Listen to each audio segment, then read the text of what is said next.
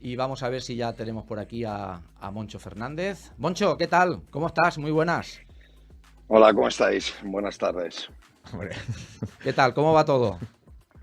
Bueno, pues aquí pensé que venía una entrevista de radio, resulta que estoy en el Hall of Fame, ¿no? Con tanto entre Phil Jackson, Doomers, Sí, estoy flipando, me siento aquí abrumado. Pero no, bien, es bien, que bien. realmente estás en el Hall of Fame de la radio. Es decir, Sí. pocos programas de radio tiene a tanta constelación de Totalmente. estrellas como tenemos nosotros. Y piensa una cosa, Moncho, nos hemos tenido que poner estos nombres para estar a la altura Sí, hombre. del invitado que tenemos hoy. Por supuesto. Es decir, hablar con Moncho Fernández para nosotros es un auténtico privilegio y un placer. ¿Dónde te encuentras ahora, Moncho? Vemos ahí ese fondo, esa buhardilla de Pues, madera. pues es la guardilla donde trabajo y veo básquet, es mi rincón de trabajo de casa, mi despacho, por decirlo de alguna forma. No despacho con nadie, despacho conmigo mismo, pero es mi rincón donde trabajo, donde estudio, donde he hecho muchas horas estos días. Y Moncho, después de tantos años preparando pretemporadas, montando equipos con Obradoiro, buscando jugadores, ¿cómo se vive un verano sin esa presión de tener que montar un equipo? Pues la verdad que magníficamente, yo creo que ha sido lo mejor, porque ha sido un verano como hacía muchos años que no tenía, estar con mi familia, con mis amigos, la verdad que el verano fue desconexión absoluta, porque bueno, yo creo que descomprimir y bajar viene bien y después de tantos años de básquet profesional, pues me ha venido francamente bien, pero lo cierto fue que me fui a ver, bueno, pues a finales de agosto a Pedro Martínez en la pretemporada y bueno, ya cuando oí el sonido del primer balón, pues ya he vuelto y ya estoy otra vez en temporada, ¿no? Ya pasó mi pretemporada y bueno, pues ahora ya totalmente volcado en seguir, ver, estudiar, mejorar, aprender, bueno, pues lo que se hace cuando no tienes un trabajo de día a día o una ocupación de fin de semana. Y eso te iba a preguntar, que qué hace un entrenador cuando no tiene banquillo durante la temporada, porque entiendo que no te pasas, cuando se habla de año sabático, no es que uno esté un año allí en el Caribe, sino que pues eso, ¿no? Estás viajando, estás aprendiendo, estás viendo jugadores, partidos, digamos que manteniéndote al día para cuando salga esa oportunidad. Pues no me has dejado respuesta, ¿no? Lo has dicho tú, pues así ha sido. Ver a otros compañeros entrenar, la fortuna de haber visto a Pedro, de ver a Ivonne, ir a ver a más compañeros, sin duda. Tengo, bueno, pendiente un viaje a Brooklyn para poder ver a Jordi y sus Nets, que pues también será estupendo. Y luego pues hago muchos clinics, charlas, entrevistas con amigos, con gente que me quiere. Y luego pues mira, pues ver más básquet que nunca, porque lo cierto, cuando estás en temporada, pues estás muy focalizado en tu equipo, en el rival próximo, en tu liga, y bueno, pues te queda poco tiempo para ver más básquet. Y ahora, bueno, pues Primera FEP, y BCL, Eurocup, Euroliga, Liga Endesa, por supuesto, pues veo todo lo que puedo, tanto en la pantalla como en directo. Estás tirando por la borda con las plataformas, ¿no? Movistar, todo, DAZN, todo para poderlo Está ver abonado todo, ¿no? todo. Pues lo cierto es que estoy en todo, vamos, o sea, no me pierdo nada. No hay tiempo a ver todo, porque nos hemos convertido, bueno, lo que criticábamos del fútbol, ¿no? Pues ahora tenemos básquet de martes a domingo, como dice la canción, y el lunes, pues también. Sí, sí. Entonces hay básquet en directo todos los días. Bueno. Y el lunes ves lo que no has podido ver el fin de semana. Entonces, bueno, creo que desde que estoy en el paro, pues no, y ha empezado la temporada, lógicamente, pues no ha pasado día sin que me haya visto al menos un partido.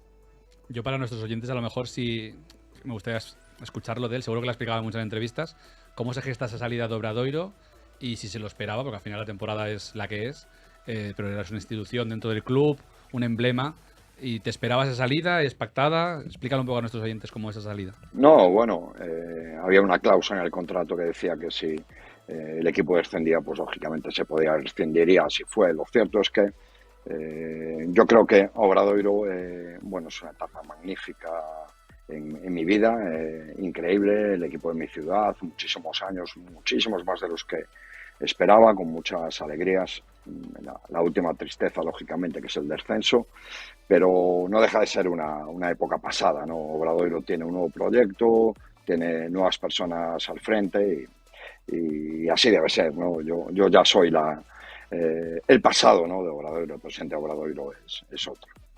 Entiendo que como exentrenador Obradoiro, y ya lo has comentado, estás siguiendo la primera FEP, la antigua Leporo. ¿Cómo la estás viendo? Es muy dura, dicen que es la mejor de la historia. No sé, cada año decimos lo mismo, ¿no? Pero no sé si compartes esa opinión. Pues sí, lo comparto porque yo creo que es la primera FEP, aún me cuesta trabajo decirlo, pero ya lo voy consiguiendo, más difícil de las últimas temporadas, sin ningún tipo de dudas. El año pasado a lo mejor hablamos de 4 o 5 equipos, pero este año hablamos de 7 equipos y muchos de ellos que en su propósito de intenciones han declarado que es volver a la Liga Endesa. Eso implica acabar entre los 2 primeros puestos, el primero en la Liga y después el Playoff, Final Four, etcétera. Entonces, hay muchísimos equipos que no solo han dicho boquilla, lógicamente, sino que han creado las plantillas para hacerlo, pero lo sabéis también como yo, si hubiéramos hablado hace un año, este ejemplo ya lo he puesto en otras tertulias o charlas, estoy seguro de que ninguno de vosotros hubiera apostado por Lleida o Coruña en primer lugar, seguro. Habréis hablado de otros equipos que estaban en ese momento en la liga. Entonces, además de los equipos que a priori pues parece que tienen las mejores plantillas, siempre aparece equipos que pues tienen una gran temporada, hacen un gran básquet y acaban colándose entre los puestos de privilegio. Por lo tanto, sí que creo que es justo afirmar que estamos ante una liga de un nivel muy alto y muy, muy, muy difícil. De hecho, un ejemplo que te toca muy cerca por cercanía, por zona, claro, Ourense está haciendo lo que hablábamos de Lleida, está empezando como un tiro, muy bien, la verdad. Y entonces ahora por Obradoiro te quería preguntar, este 1-2 de temporada con la derrota contra Estudiantes, contra Cartagena, quizás más sorprendente la victoria contra Morón, ¿lo ves algo anecdótico o es preocupante? ¿Cómo lo ves tú? Bueno, pues mira, voy a responderte a las 2 preguntas.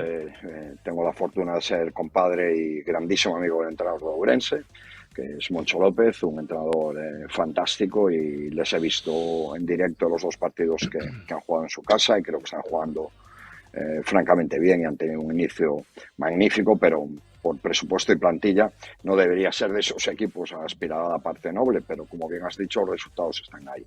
Y respecto a la segunda parte de la pregunta, yo creo que hacer análisis ahora no da lugar, ¿no? Los proyectos tienen que durar un tiempo y los equipos necesitan eso, tiempo para asentarse, para coger las ideas, para que los jugadores nuevos se conozcan entre ellos, para que conozcan la liga y demás, ¿no?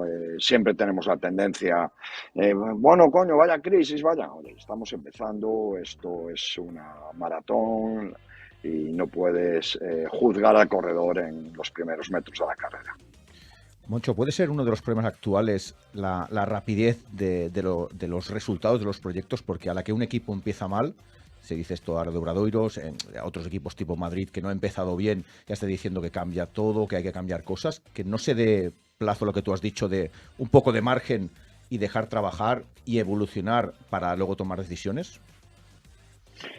Sí, es un tema cultural. Yo creo que tiene que ver mucho con cómo es el deporte en España, ¿no? Para lo bueno y para lo malo. Para lo bueno es fantástico.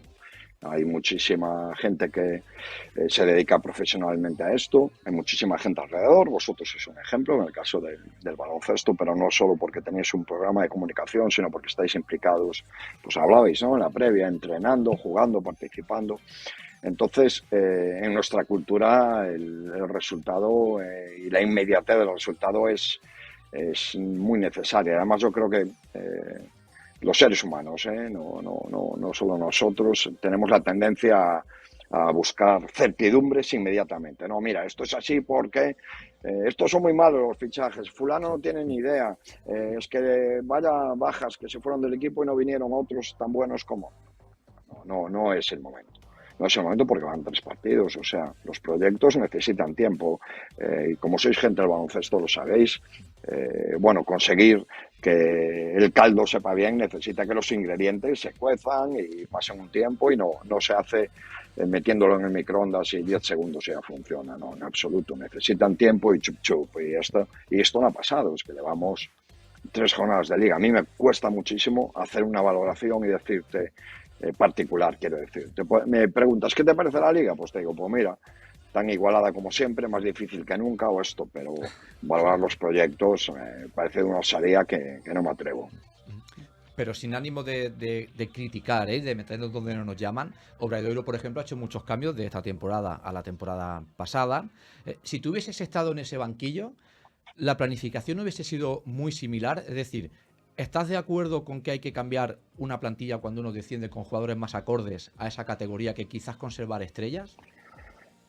Mira, es entrar en el terreno de la especulación más absoluta, que no lo voy a hacer lógicamente, y además es un ejercicio que no he hecho, pero lo que sí te puedo decir es que las circunstancias a la hora de hacer un equipo, construir una plantilla, no es solo lo que tú quieras o pretendas, sino lo que también puedes, ¿no? Pero no es Obradoiro, es cualquier equipo del mundo. Oye, ¿cómo no han hecho esto? A lo mejor es porque no han podido, no lo sé, como te digo, es un ejercicio que no he hecho y al que no le he dedicado ni medio segundo porque, como te decía yo, ya soy pasado, ¿no? Y ahora, bueno, pues estas preguntas las tenéis que hacer en otro foro.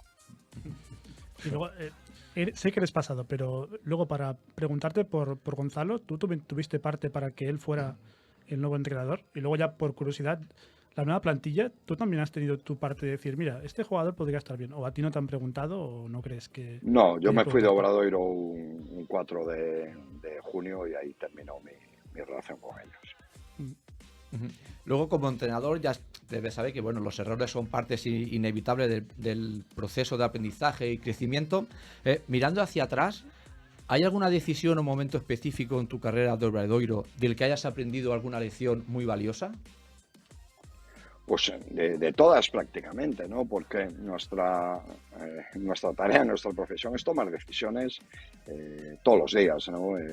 Desde empiezas en el verano, qué jugadores puedes fichar, a quiénes no fichas, a quién incorporas, quiénes mantienes. Luego cuando llega la pretemporada tienes que escoger pues un estilo de juego. Queremos hacer esto, tanto ofensivo como defensivo.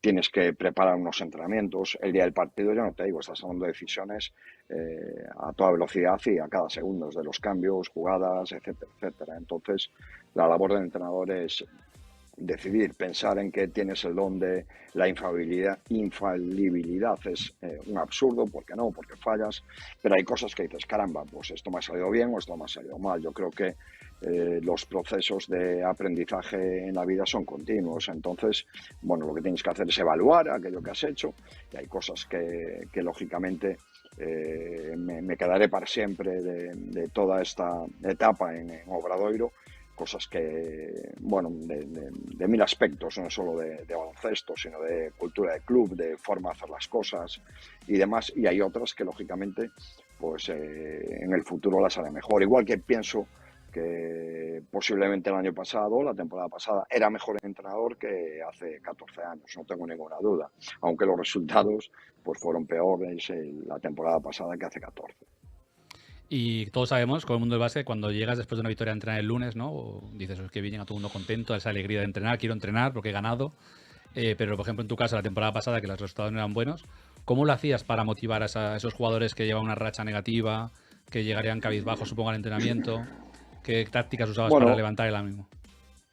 Lo hemos hablado muchas veces, esto lo hablamos entre amigos o en el cuerpo técnico, ¿no? Nosotros lo normal era que de cada 4 lunes, pues estadísticamente 3 perdieras, ¿no? Entonces, sí. Es así, porque más o menos la media en ACB te sale ganar 1 de cada 3 y sueles mantener la categoría. Había algunos meses donde ganábamos 2 o 3 incluso, entonces eso ya era la leche cuando hemos tenido un festival, sí, más grande, sí.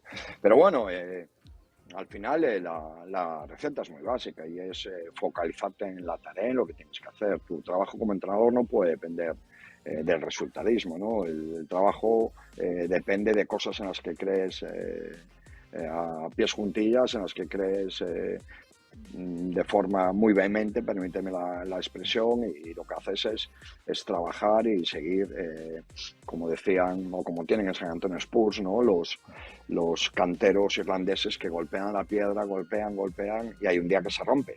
No sabes en qué golpe va a ser, en el 100, en el 200, en el 130. Lo que tienes claro es que si no la golpeas no se rompe.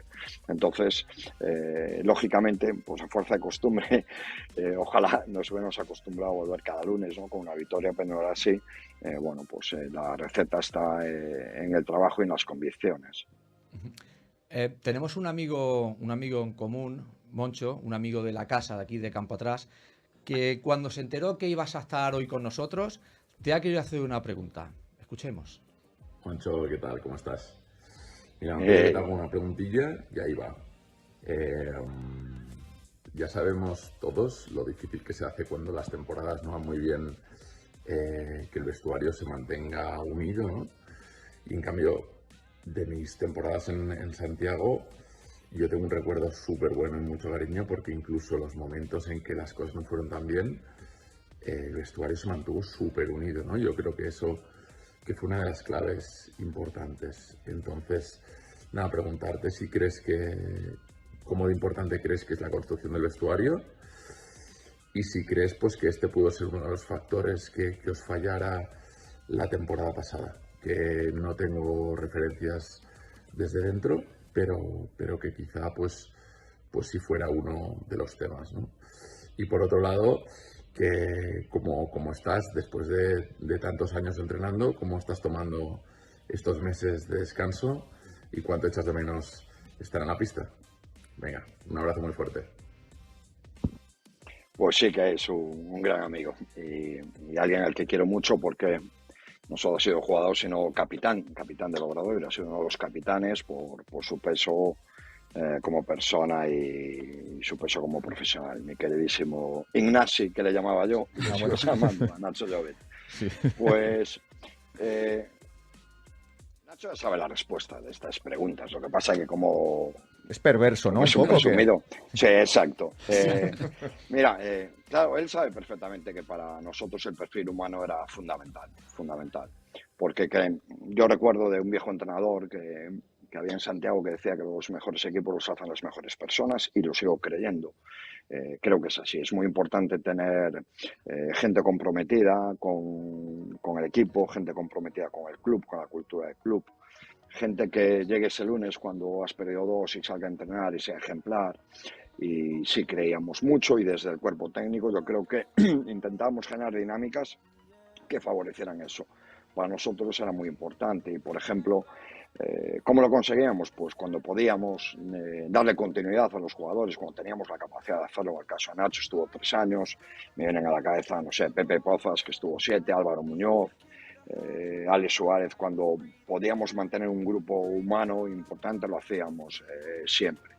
Respecto a la pregunta de si el año pasado se falló, es cierto que el año pasado tuvimos muchos cambios desde el principio en figuras llamadas a ser importantes en el equipo, como fue la espantada de nuestro base titular, que nos alteró muchísimo porque era un momento donde no había mercado, y significó un cambio de roles en mucha gente que llegó durante el año por lesiones o por problemas, y quizás esto pues no ayuda, lógicamente. Es mejor. Nosotros creo que hacíamos la cuenta, y no me voy a equivocar por mucho, pero a lo mejor en 14 años en Obradoiro ha habido jugadores que se han ido porque pues no estaban contentos. Un par de ellos sí que ha pasado, pero yo creo que hemos cortado a 2 jugadores, como mucho, 2 o 3 jugadores en 15 años. O sea, confiamos siempre en que la gente iba a dar lo mejor de sí, confiábamos en el trabajo, en el tiempo, en la continuidad, un poco enlazando con lo que te decía de los proyectos, ¿no? Al principio creíamos que ese era el camino. La última pregunta de Nacho: ¿has hecho mucho de menos la pista? Sí, es lo que más he hecho de menos, el parqué, la madera, el estar allí con esas líneas en un espacio determinado, compartiendo con gente en pantalón corto y con un escudo en mi pecho. Eso sí que lo he hecho de menos. Es lo que más he hecho de menos, sin ningún tipo de dudas. Las otras En los otros aspectos de la profesión de entrenador, pues ya no lo echo tanto de menos. Bueno, el público también te echa de menos. Al final eras como un clásico de verte en las banquetas, de verte en los recortes, tus tiempos muertos, explicando con ese inglés peculiar, que al final tantos años en Liza, pues te habían hecho un personaje pues ya muy mítico en ACB. Entonces, y no solo en Santiago, en todos lados. No sé si tú recibías, al hilo de lo que dice Pistol, si tú recibías o tenías esa sensación de ser un tío querido en todas las canchas. Pues la verdad que sí, la gente, pero no creo que fuera mucho, yo creo que era el Obradoiro, éramos un equipo, yo creo que caía bien por cómo éramos, por cómo tratábamos también a los rivales cuando venían a Santiago. Intentábamos ser los mejores en esas cosas que estaban en nuestra mano, ¿no? En ser un equipo hospitalario, perdón. Bueno, en la mejor tradición de que el Camino de Santiago acaba en la Plaza del Obradoiro, ¿no? Como bien sabéis. Entonces yo creo que el Obradoiro era un equipo que caía bien, la ciudad es una ciudad magnífica y no es chauvinismo, pero es que es así. Entonces yo creo que era una visita que a todo el mundo le gustaba, ¿no? Y entonces, bueno, yo lo cierto es que en la mayor parte de las pistas de España, pues sí que he sentido mucho cariño en los compañeros, en los medios de comunicación y demás. Eso sí que estoy totalmente de acuerdo. Y para, si mis compañeros no tienen nada más que decir de Obradoiro, yo te quería hacer la última pregunta al respecto, y es, ¿con qué momento te quedas de todos estos años al frente del banquillo de Obradoiro? Me alegra que me hagas una pregunta de Obradoiro, porque no habéis hecho ninguna. No, de momento no. Te lo agradezco. Ya cerramos el ciclo con un final feliz, ¿sabes?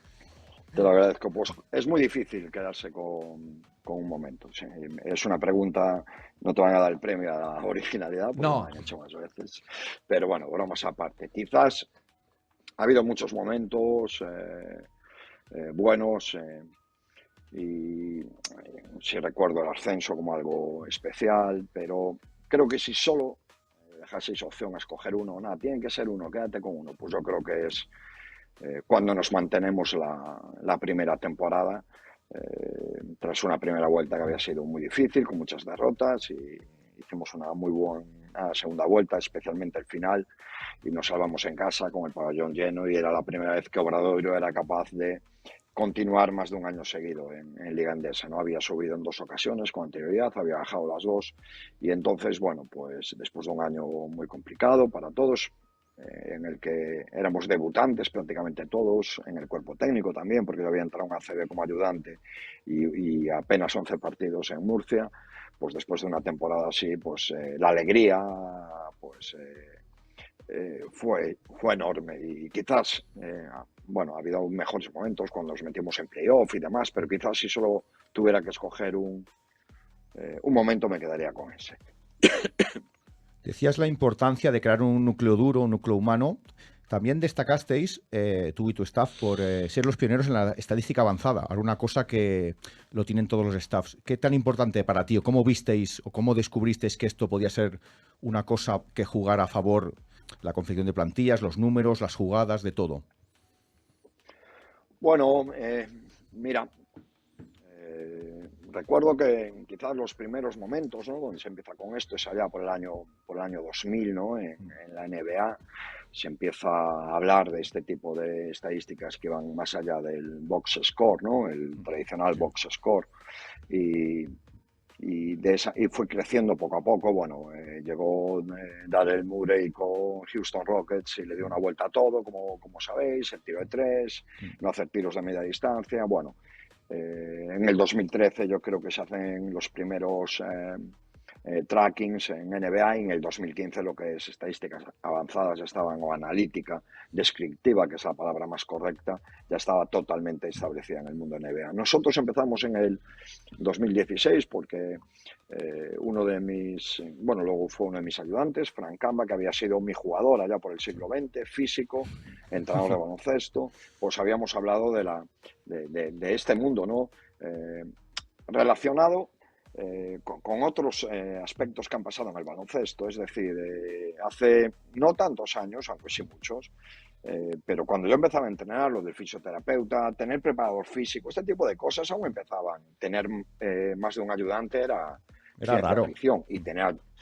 Entonces, esto que ahora lo vemos con tanta naturalidad, yo creo que dentro de unos años, pues, el Data Analytics pues, va a serlo igual. Nosotros pensábamos que ahí podíamos encontrar una fuente de conocimiento que nos ayudara. Siempre presumo de que la profesión de entrenador es poliédrica, de que tenemos muchísimos aspectos en los que podemos mejorar y avanzar, y gracias, bueno, pues a ese estudio que nosotros empezamos en la 15 y 16, recuerdo, en enero más o menos empezamos a hablar de qué cosas podíamos hacer, y luego ya en la 16, 17 y hasta el año pasado, pues ya formaba parte de nuestro staff y de nuestro día a día.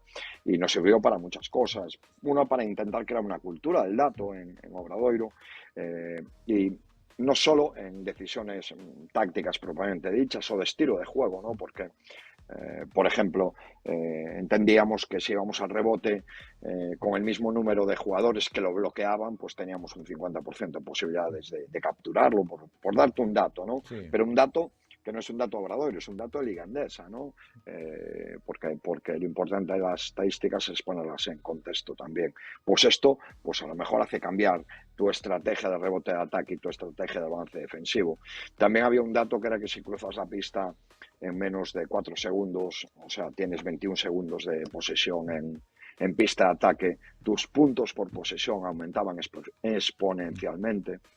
Y luego, acabamos pues, desarrollando un lenguaje que aún lo seguimos usando, lógicamente. Es un tirador de 40%, pero bueno, nosotros nos fuimos a un lenguaje más de puntos por tiro o puntos por posesión, otro tipo de lenguaje. Pero además, esta cultura del dato sirvió para, a través de los clusters y del clustering, es decir, a través del machine learning, ¿no? A través de algoritmos, pues establecer categorías de jugadores que creíamos que podían formar parte de nuestra plantilla, y esto nos ayudó, sobre todo a lo que era el director deportivo y a crear pues nuevas fuentes de datos para, a la hora de tomar decisiones objetivas, que no fueran solo el ojímetro. Digamos que el último paso fue el año pasado, cuando pudimos incorporar tecnología de tracking para saber la actividad física de los jugadores, carga de los ejercicios, otra serie de datos que yo creo que son muy importantes, porque a veces, por ejemplo,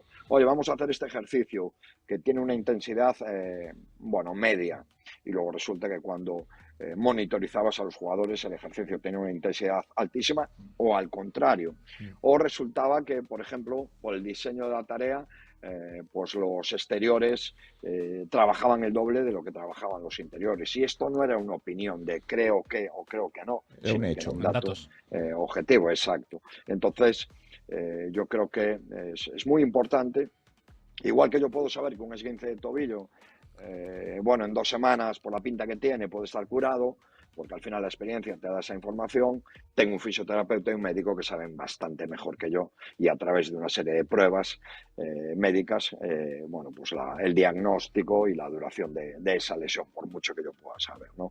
Pues yo creo que con esto pasa igual. Creo que es una herramienta que hoy en día está a nuestro alcance, que hace muchísimos años no lo estaba, y si la tenemos al alcance, pues sería estúpido no usarla.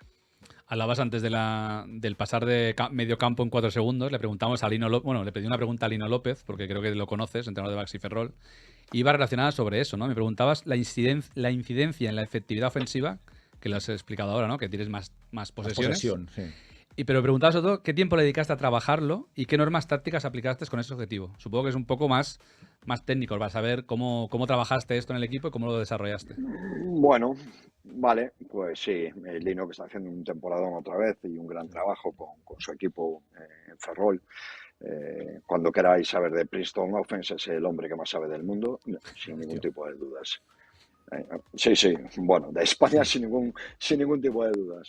Su equipo lo juega francamente bien. Pues mira, si haces un estudio de la posesión por tramos, y esto no es Obradoiro, sino son todos los equipos de la liga, las acciones de tiro en los primeros segundos de la posesión, pues tienen, unos puntos por posesión mucho más altos, ¿no? Si lo pensamos entre todos es muy fácil, ¿no? Porque suelen ser canastas de contraataque, por ejemplo, robos en primera línea, ¿no? Que te van a dar 2 puntos por tiro, una bandeja, ¿no? Por ejemplo, o suelen ser rebotes de ataque. rebote de ataque que también te, digamos, repercute muy positivamente en el equipo. Si seguimos con los tramos, vemos que en el tramo medio la eficiencia empieza a decaer y cae en picado en el último tramo, en los últimos 8 segundos. Por lo tanto, todo lo que sea tener el mayor tiempo de posesión para desarrollar tu ataque, pues es beneficioso. ¿Cómo lo podemos mejorar? Bueno, pues a través, por ejemplo, del saque lo más rápido posible. Es decir, te meten canasta, sacas inmediatamente, cruzas el campo y a partir de ahí empiezas a jugar en lugar de uno mira al otro, era culpa tuya, me tienes que ayudar, ¿quién saca? Saco yo, subo caminando. Bueno, pues por ponerte un ejemplo muy, muy sencillo. Manresa lo hace mucho esto de sacar rápido, por eso es un equipo de los que más aprovecha. Una vez que recibe canasta, sacan rápido, y es lo que dice, supongo que tienen estadística avanzada o han analizado esto, salvo que no tengas a Yui, que en los últimos 8 segunos tiene un porcentaje alto, pero como no todo el mundo lo tiene, pues claro, hay que tirar en el primer tramo o en el segundo. Claro, si yo te preguntara, ahora que dices lo de Yui, ¿no? Por ejemplo, si habláramos de pull-ups o de tiro a media distancia, pues es el tiro tras bote que normalmente tiene una eficiencia baja, ¿no? Estamos de acuerdo, porque esto también es un hecho. Claro, pues tú me dirías, bueno, si tienes a Marcelinho Huertas en tu equipo, pues entonces no. Mira, si yo os preguntara, hablando en lenguaje de box score, este es un tirador de 60%, ¿vale? Entonces tú le darías un tiro para que lo tirase solo. Un jugador que tenga un 60% en el tiro de 3. Me diríais, por supuesto, ¿no? Tú lo que esperas es que la meta. Correcto. Pero si tiene un 60%, de cada 5 tiros va a fallar 2. Y yo ahora te diría, tú te jugarías... no es un ejemplo mío, pero lo hice mío porque me gustó mucho. Te jugarías a la ruleta rusa con 2 balas nada más en el tambor. Bah, ningún problema, seguro que no me toca.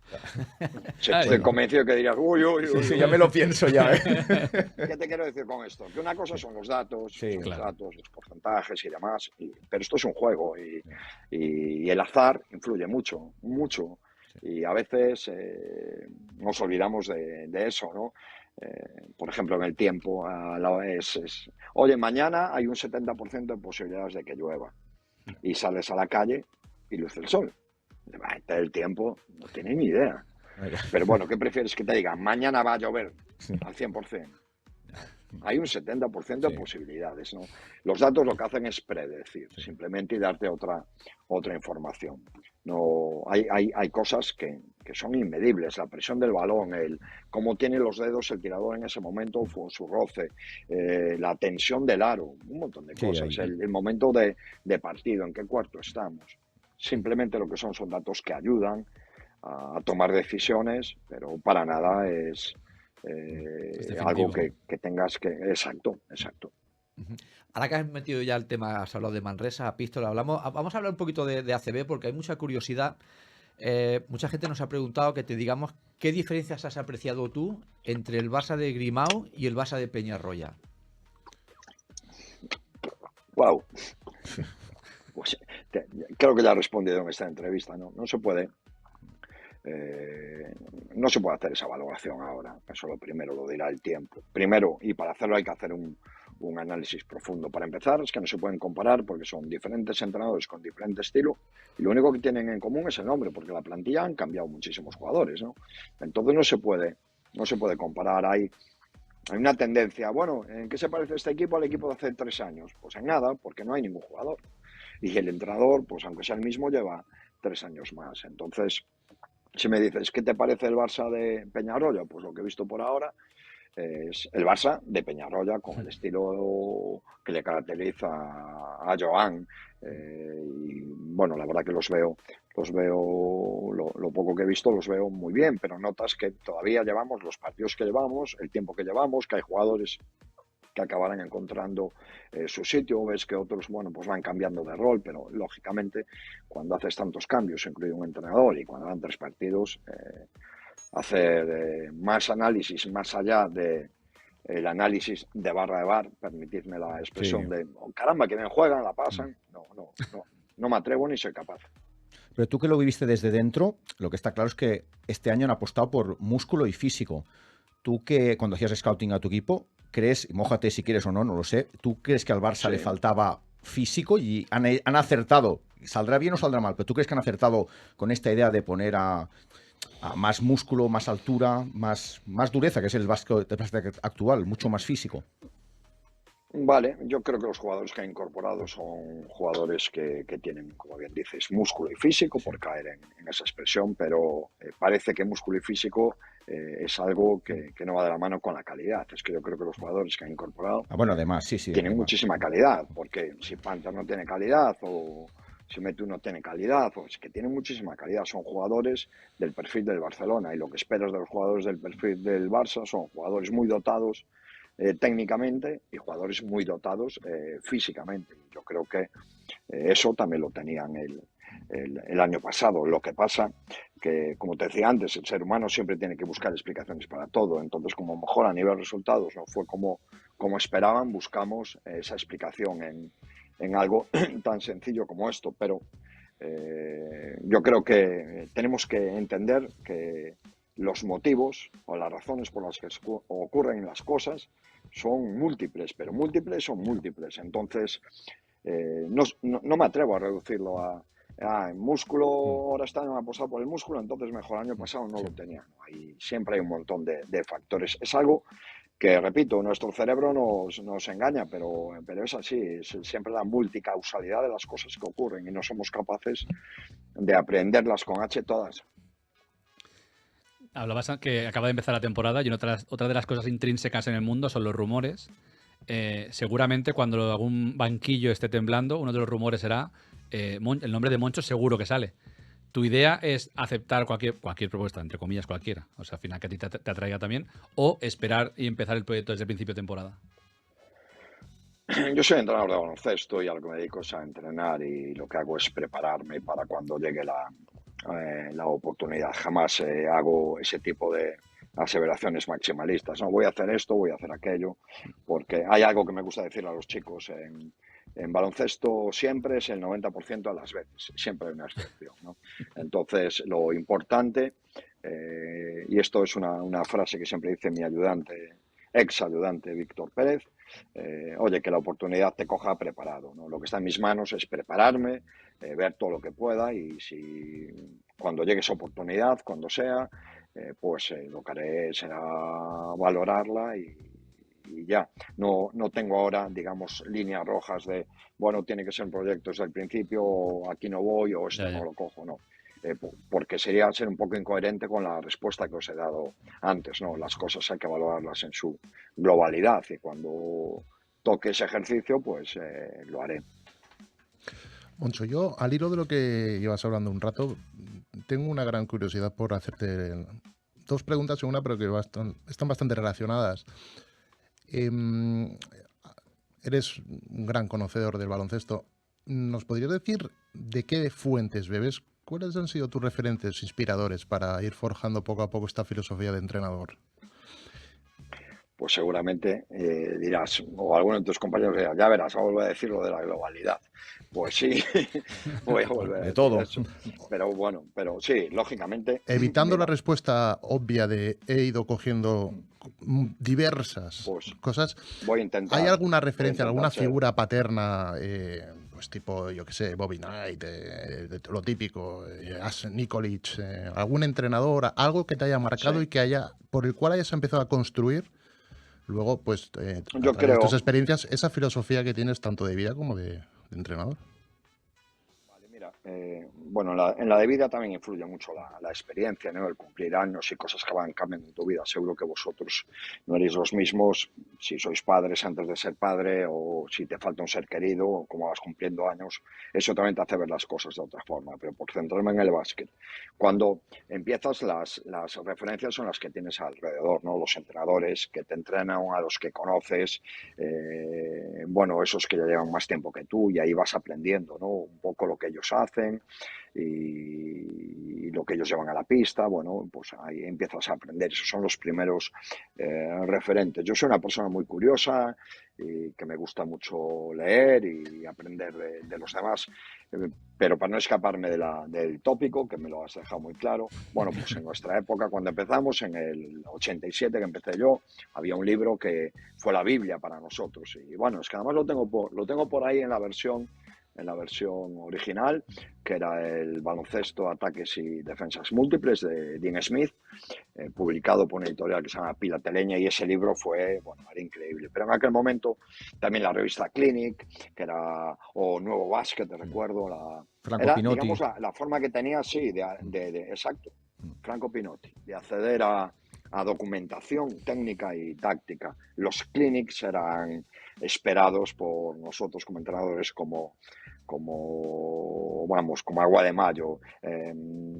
Voy a caer un poco en la nostalgia del viejuno, pero es cierto, recuerdo cuando íbamos esos 5, 6 o 7 y dormíamos todos allí en 2 habitaciones porque íbamos a no sé dónde a ver a no sé quién, ¿no? Y entonces cuando aprendías algo nuevo, una sensación maravillosa. Y bueno, cuando yo entré en el mundo profesional, pues empezaba, digamos, a Internet a tener cierto peso, en el año 2000, bueno, ya empezaba, sí, a tener cierto peso, sin duda, ya venía de antes, lógicamente, y Internet se ha convertido en una fuente de información enorme, ¿no? Ya exagerado. Pero por seguir cronológicamente, yo creo que para mí la figura ha sido Moncho López, que fue el entrenador que me dio la oportunidad de entrenar profesional por primera vez en el año 2000 en Gijón, como entrenador ayudante en ACB. Y entonces el poder dedicarme profesionalmente al básquet, es decir, poder dedicarme 24 horas al día simplemente a esto, ¿no? Lógicamente de la cantidad de horas vino la calidad. Además, como entrenador ayudante, el hacer scouting de lo que eran, bueno, y son ahora ya leyendas, auténticos maestros, Aito, Pedro, bueno, Sergio Escariolo, toda la gente que estaba entrando en ese momento en Liga Endesa, porque si me dejó cualquiera sería injusto, porque el nivel de los entrenadores era enorme y es donde realmente tu bagaje empieza a crecer. Pero lo que sí ha sido una constante en mi vida, pues han sido estudiar. Y entonces en su momento se estudiaba pues fundamentalmente a través de los libros. Hoy en día tenemos pues las charlas, el chat GPT, no sé foros. Qué, no sé cuánto, ¿sabes? Tenemos foros, exacto. Ya es, hoy en día yo creo que hay que aprender a desaprender, a borrar. Filtrar, cosas hay que filtrar. Hay que saber estaban filtrar. ahí, y luego a escoger dentro de las múltiples fuentes que tienes, y no solo relacionadas con lo táctico propiamente dicho, ¿no? Porque ahí está la pedagogía, la psicología, la dirección de equipos, la dirección de grupos, las dinámicas grupales, como bien decíais vosotros que ya lo tocamos, bueno, pues la analítica descriptiva, que es una herramienta que también ha aparecido. Entonces, yo creo que, y me vuelvo a repetir, lo bonito de este trabajo es que tu capacidad de aprendizaje es ilimitada, puede ser todos los días mejor que el día anterior. Moncho, hace unas semanas tuvimos por aquí a un gran amigo de la casa, que es Ricard Casas, y nos habló del caso de Paco Vázquez. En contra de lo que nosotros pensábamos, Ricard nos comentaba que no era un jugador con un buen tiro, pero que trabajando mucho con él, consiguió que al final pues, ganase un concurso de triples de ACB y se lo dedicó. ¿Tú tienes algún jugador también que hayas trabajado mucho, del cual te sientas realmente satisfecho de alguna forma especial de esa evolución de ese jugador? Pues sí, hay más de uno que no a lo mejor en un caso tan concreto como el que cuenta Ricard, pero sí recuerdo un jugador, estuvo aquí, jugó un año más en otro sitio, por las lesiones se tuvo que retirar, volvió a su país, Estados Unidos, y a los 2 años de estar en Santiago, de haber estado en Santiago, nos llegó un libro que él nos enviaba para nosotros, para el cuerpo técnico. Su título era o es Los líderes comen de últimos. Bueno, una traducción así mía del inglés directamente, pero bueno, leader it last, ¿no? Y lo que él nos decía, y él había entrenado en Keaton Mankiewicz, puedo decir el nombre, en la Universidad de Wisconsin, con un auténtico maestro, uno de los mejores programas universitarios, mucho prestigio en Estados Unidos. Él lo que decía es que tras haber estado con nosotros ese año, su forma de ver el baloncesto había cambiado totalmente, ¿no? Que le habíamos abierto, digamos, otras ventanas o otros puntos de vista a la hora de entender el juego. Entonces, que ya un jugador que no estaba ya con nosotros, que estaba retirado, que no le iba ni le venía, que nos hubiera regalado ese libro, ¿no? Con lo que significaba ese título, o que hablara de que cómo le habíamos cambiado, ¿no? La forma de percibir el juego, pues lógicamente te llega, ¿no? Y es algo muy bonito. Cuando puedes influir en aquellos a los que has tenido la suerte de dirigir. Uno de los libros que recomiendo siempre a cualquier entrenador que empiece es el libro de John Wooden, que se llama They Call Me Coach, ¿no? Entonces, cuando alguien te llama así, ¿no? Es muy bonito. Pues con eso último nos quedamos, Sí. muy bonito esa historia. Moncho, muchísimas gracias. Que por cierto, me comentan por el pinganillo, Moncho, si te ha llegado ya la camiseta de Western Michigan University o está de camino aún. No, ya ha llegado. ¿Ya ha llegado? Pues, sí. Entonces Y le diré a mi... además allí está. Dile a tu pinganillo que sí, que ya, Vale, que ya ha sí. llegado. Y, Es que y no me quería queda muy bien fallos. detallado, Me dijo además. Kim que no quería fallos. Pues no ha habido Sí, fallos. sí. Moncho No ha habido Fernández, error. agradecerte muchísimo estos minutos, disfrutamos Sí. muchísimo hablando contigo y disfrutaremos mucho más cuando te veamos en los banquillos, Sí. volviendo a las lecciones, que es donde te queremos ver. Y aquí estaremos nosotros para contarlo y hablar contigo. Moncho, de verdad, un placer enorme y muchas gracias por habernos atendido. El gusto ha sido mío. Un abrazo enorme para todos. Gracias. Hasta la Saludos. próxima. Un abrazo.